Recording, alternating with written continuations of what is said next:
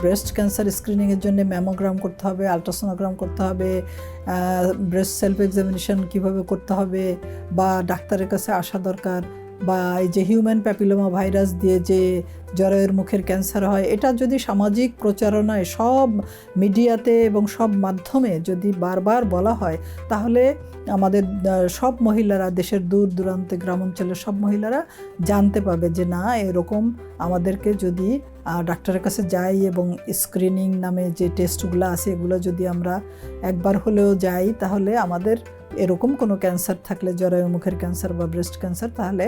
Diagnosis হবে এবং সেটা তাড়াতাড়ি ট্রিটমেন্ট করলে ভালো হয়ে যাবে। সুতরাং এই সচেতনতা ডেভেলপ করা অত্যন্ত জরুরি। আমি মনে করি ক্যান্সার ট্রিটমেন্টের চেয়ে কোনো অংশে এটা কম নয়। আমরা